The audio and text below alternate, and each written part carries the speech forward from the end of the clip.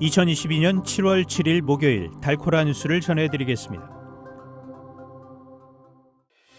코로나19 확진자가 다시 증가하면서 결국 달라스 카운티의 지역 사회 내 코로나19 위험 수준이 다시 옐로우로 재상향됐습니다. 최근 고유가에도 석유 산업에 대한 비관적 전망으로 인해 대학생들의 석유공학 전공 기피가 심해지고 있습니다. 프리스코시가 시 남쪽 지역에 계획된 오피스 캠퍼스 개발 사업 지원을 위해 수백만 달러의 인센티브안을 승인했습니다. 식품의약국 FDA가 어제 파이자의 코로나19 치료제 박스로비드를 처방할 수 있는 자격을 약사로 확대했습니다.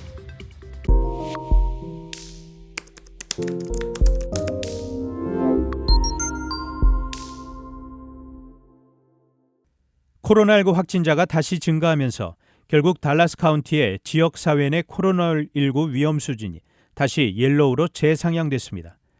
달라스 카운티 공중보건위원회는 새로 보고된 지역 내 확진자 수가 지난 6월 후반 2주 동안 20% 내지 30% 증가했다고 밝혔습니다.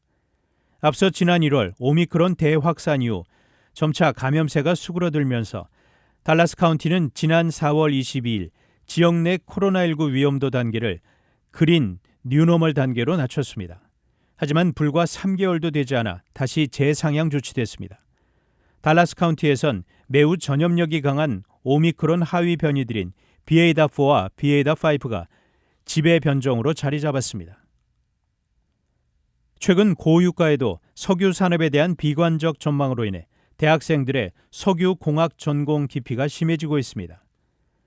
텍사스 텍대 로이드 하이즌 교수에 따르면 올해 미국 내 석유공학 전공 신규 졸업자는 400명 정도로 셰일 석유 개발 붐이 한창이던 2017년 2,326명에 비해 약 83% 감소할 전망입니다.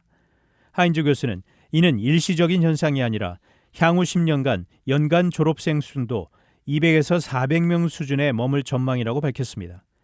UT 어스틴의 경우 지난해 석유공학 전공 학부 신입생 수가 2018년 대비 11% 줄어들었습니다. 블룸버그 통신은 과거에는 고유가 시기에 석유공학 선호도가 증가했지만 올해 유가가 30% 넘게 오른 상황에서도 그러한 상관관계는 사라진 것으로 보인다고 전했습니다. 프리스코시가 시 남쪽 지역에 계획된 오피스 캠퍼스 개발 사업 지원을 위해 거액의 인센티브안을 승인했습니다.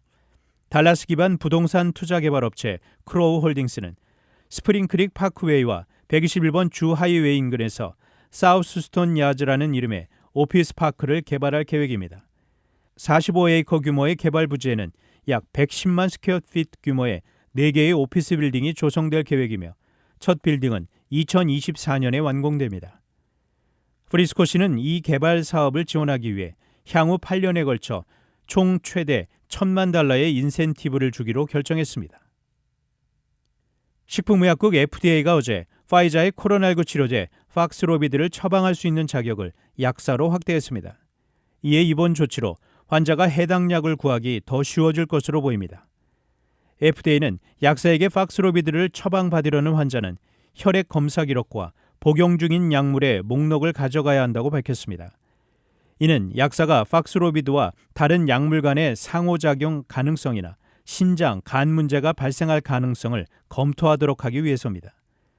또한 약사가 환자가 복용 중인 약물에 대한 정보를 확인할 수 없을 때는 다른 의사나 간호사에게 환자를 보내야 한다고 FDA는 설명했습니다.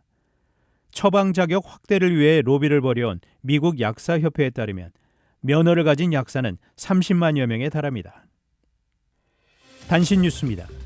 윤석열 대통령은 7일 취임 후 첫 국가재정전략회의를 열고 새 정부 5년의 재정 운영 방향과 재정 계획 과제를 논의했습니다.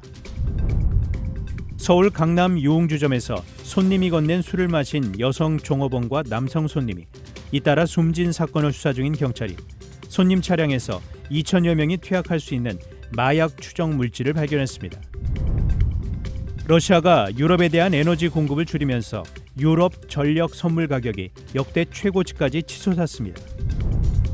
보리스 존슨 영국 총리가 여당 내에서 분출한 사임 공세에 더 버티지 못하고 7일 당대표 자리에서 물러날 뜻을 밝혔습니다. 지금까지 7월 7일 목요일 달코라 뉴스 최은준이었습니다.